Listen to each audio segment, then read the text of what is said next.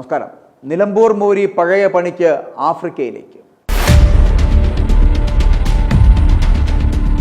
പിണറായിസത്തെ തറപറ്റിക്കാൻ ഇറങ്ങി പുറപ്പെട്ടിട്ട് എവിടെയും എത്താനാകാതെ നാണം കെട്ട് വിയർത്ത് ഒരു ഗതിയും പരഗതിയുമില്ലാതെ PV അൻവർ നെട്ടോട്ടമോടുന്നു.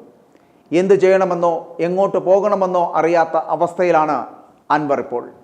UDF സ്ഥാനാർത്ഥിയെ അപമാനിച്ച അൻവറിനോട് ഒരു തരത്തിലും പൊറുക്കേണ്ട കാര്യമില്ല എന്ന ലൈനിലാണ് കോൺഗ്രസ്. UDF സ്ഥാനാർത്ഥി ആര്യാടൻ ഷൗക്കത്തിനെ പരസ്യമായി PV അൻവർ അപമാനിച്ചുവെന്നാണ് കോൺഗ്രസിൻ്റെ വിലയിരുത്തൽ.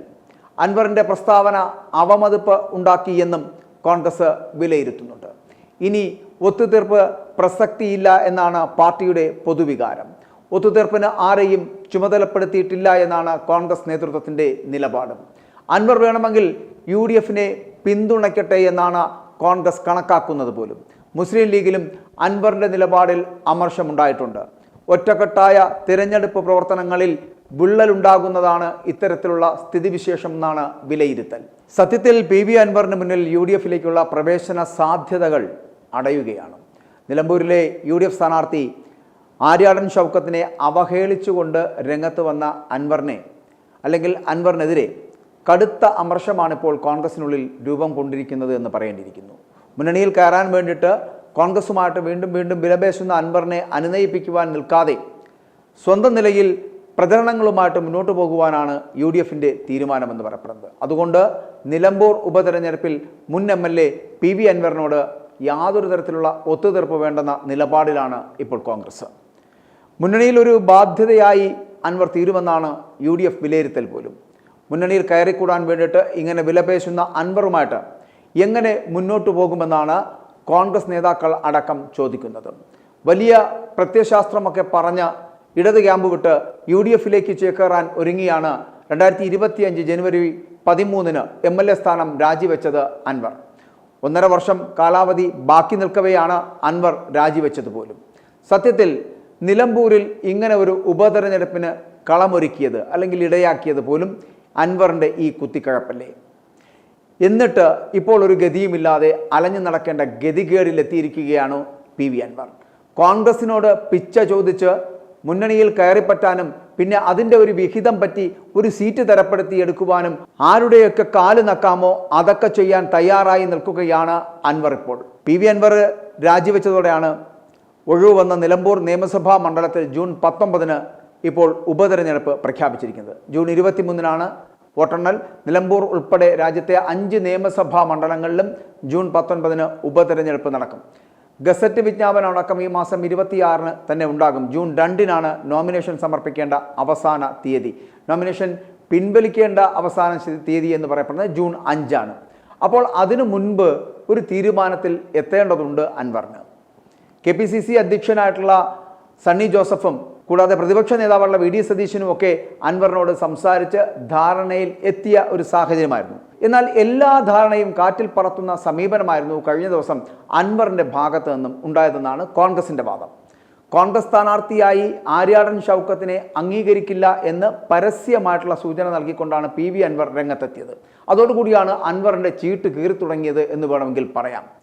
ആരെയെങ്കിലും MLA ആക്കാനല്ല താൻ രാജിവെച്ചത് എന്നും പിണറായിസത്തെ തോൽപ്പിക്കാൻ ചെകുത്താൻ്റെ ഒപ്പം നിൽക്കും, പക്ഷേ ചെകുത്താൻ നല്ലതായിരിക്കണമെന്ന തരത്തിലുള്ള നീട്ടിയ ഡയലോഗ് അടിച്ചത് വലിയ പാരയായിരിക്കുകയാണ് ഇപ്പോൾ PV അൻവറിന്.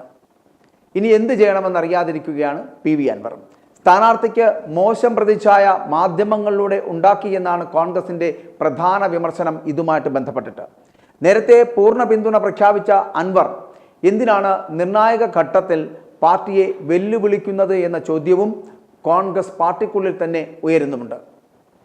അതേസമയം UDF സ്ഥാനാർത്ഥിക്കെതിരായിട്ടുള്ള അൻവറിൻ്റെ പ്രസ്താവന ലളിതമായി കാണുന്നില്ല എന്ന് തന്നെയാണ് KPCC വർക്കിംഗ് പ്രസിഡന്റായ AP അനിൽകുമാർ അടക്കം പറയുന്നത്. തിരഞ്ഞെടുപ്പ് പ്രഖ്യാപനത്തിന് പിന്നാലെ അൻവർ നടത്തിയ പ്രസ്താവന എന്ന് പറയപ്പെടുന്നത് അത് ഒഴിവാക്കേണ്ടതായിരുന്നുവെന്നും അദ്ദേഹം പറയുന്നുണ്ട്. അപ്പോൾ ഇങ്ങനെ കോൺഗ്രസിനുള്ളിൽ പുകയുകയാണ് ചിലത്. അൻവറിനോടുള്ള കോൺഗ്രസിൻ്റെ അതൃപ്തി പരസ്യമാക്കുന്നതായിരുന്നു AP അനിൽകുമാർ അടക്കമുള്ള നേതാക്കളുടെ പ്രതികരണമെന്ന് പറയപ്പെടുന്നത്. അതേസമയം കോൺഗ്രസ് കൈവിടുമെന്ന സൂചന വന്നതോടെ അവസാനവട്ട ബ്ലാക്ക് മെയിൽ തന്ത്രമാണ് അൻവർ ഇപ്പോൾ പയറ്റുന്നത്. തൃണമൂൽ കോൺഗ്രസിന് UDF പ്രവേശനം അനുവദിച്ചില്ല എങ്കിൽ അൻവർ നിലമ്പൂരിൽ മത്സരിക്കുമെന്നാണ് ഭീഷണിപ്പെടുത്തുന്നത്. UDF 2 ദിവസത്തെ സമയം നൽകുമെന്നും തീരുമാനമായില്ല എങ്കിൽ PV അൻവർ മത്സരിക്കുമെന്നും TMC നിലമ്പൂർ മണ്ഡലം പ്രസിഡന്റ് അടക്കം ഇതിനോടൊപ്പം പറയുന്നുമുണ്ട്.